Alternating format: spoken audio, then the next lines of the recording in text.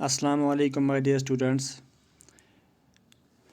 میں ہوں آپ کا ٹیچر محمد طاہر، یو پی ایس خواجہ مولا زون چمکوٹ۔ بچوں، ہم پچھلی ویڈیو میں ہم نے 9th کلاس کی انگلش سے ایک اسٹوری پڑھ رہے تھے، اس کی ایکسرسائز ہم کر رہے تھے۔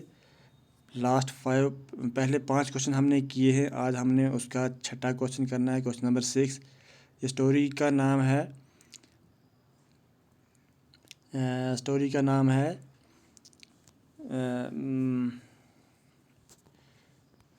اے باسکٹ فل آف سی ٹراؤٹس، جو ایک سسپنس ہے، یعنی کہ یہ اسٹوری ہم نے اچھی طرح سے پڑھی ہے۔ تو اس میں کچھ کوشچنز ہیں۔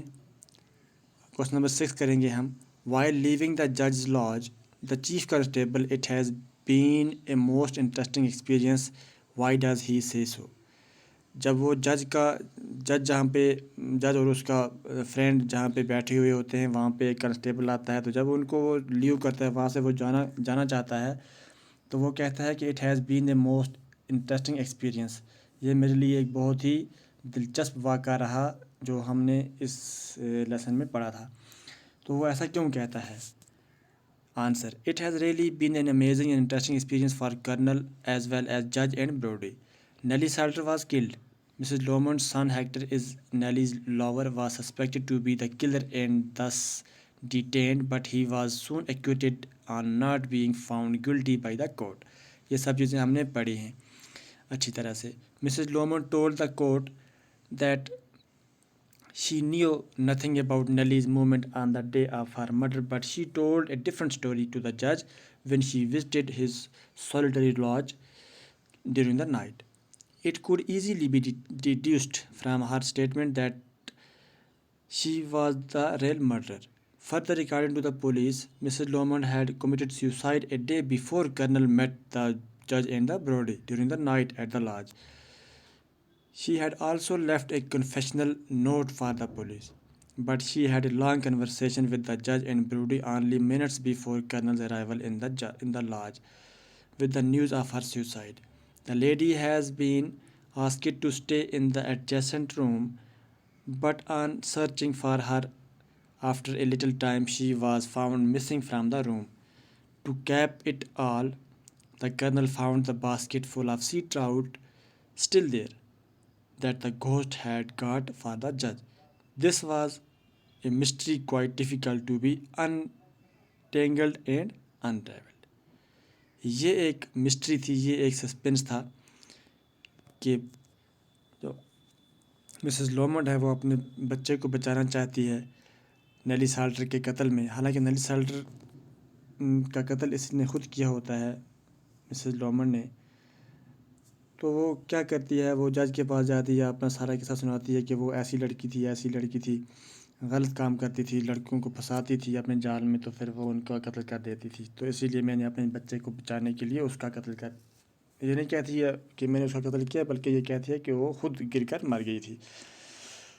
تو اس کی باتوں سے ایسا لگتا ہے کہ اس قتل اس نے خود کیا ہے۔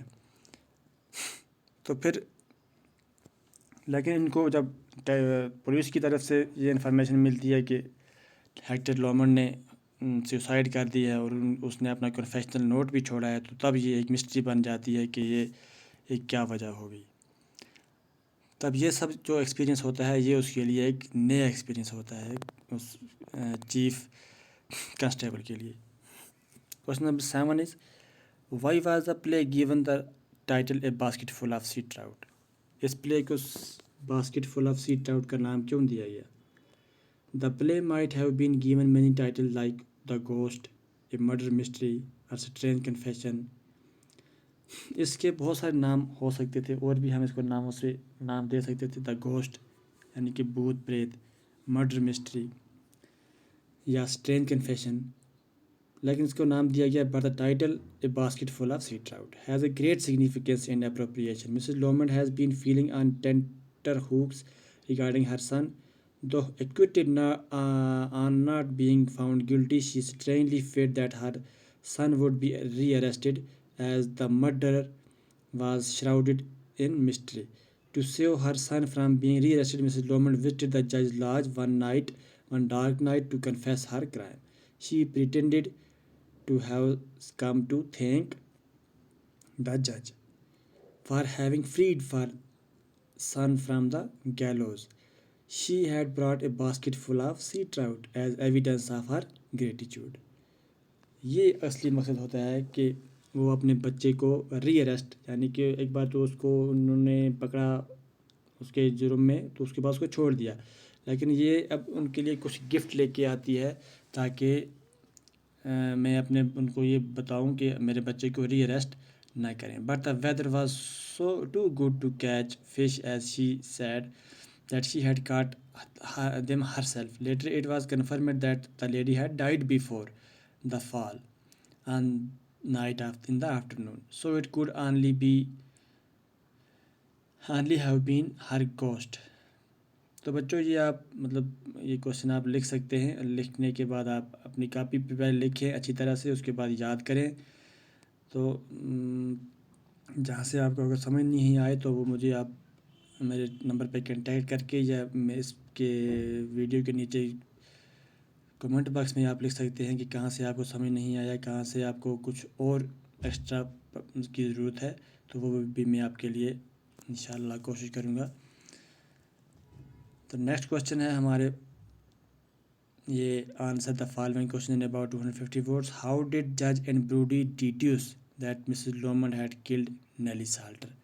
جج اور بروڈی کس طرح سے یہ سوچتے ہیں، حالانکہ ان کے پاس کوئی ایویڈنس نہیں ہوتا، بلکہ پھر بھی وہ ان کو ایسا لگتا ہے کہ مسز ہیکٹر لومنڈ نے ہی نیلی سالٹر کو کل کیا ہے، مرڈر کیا ہے اس کا. تو یہ ہم نے اچھی طرح سے پوری سٹوری کو پڑھا ہے. یہ پوری سٹوری کی ہم کہانی سمجھ سکتے ہیں کہ Nellie Salter's murder was shrouded in mystery, no clear evidence as.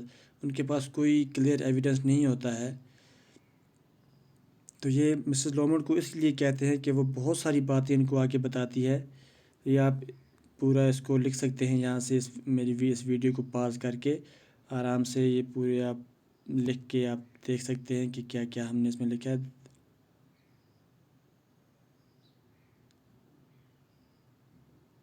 یہاں سے آگے آپ کوشچن نمبر 2 ہے اس میں، why did Mrs Lomond come to جج lodge due to reason. Mrs Lomond کیوں آتی ہے اس کے لاج میں؟ مسز لومنڈ اپنے بچے کو سیف کرنے کے لیے آتی ہے. ایک تو یہ ریزن ہے ہمارے پاس.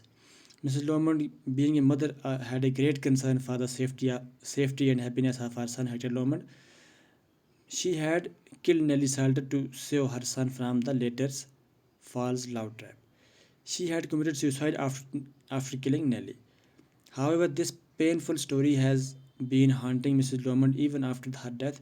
It was perturbed an anxious ghost that visited the judge during the night. She came to the judge to confess before him that she had murdered Nellie.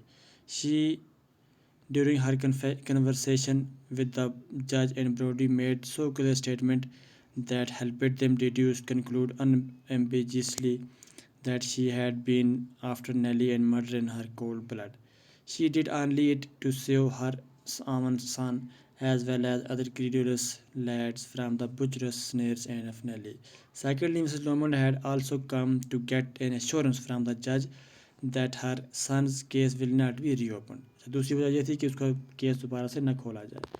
She was afraid that her son was be re-arrested and punished as he was a suspect. However, the judge assured her that her son's case once finished would not be reopened. اس کے بعد آپ دیکھ سکتے ہیں یہ language work ہے.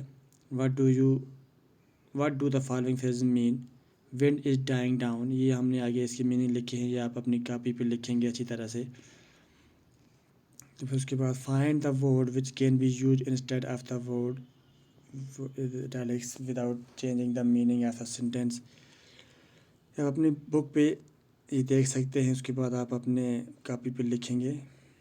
تو مجھے امید ہے بچوں کہ آپ کو یہ ویڈیو سمجھ میں آئی ہوگی، اور یہ شاید آپ اپنی کاپی پہ لکھیں گے اور یاد کریں گے، اپنے ایگزام کے لیے پریپیئر ہو جائیں گے. ہمارا جو پلے والا ٹاپ سیکشن ہے اور پوئم والا سیکشن جو ہے یہ ہم نے ختم کیا. اب ہم نیکسٹ میں پروز اٹھائیں گے. تب تک کے لیے اللہ حافظ.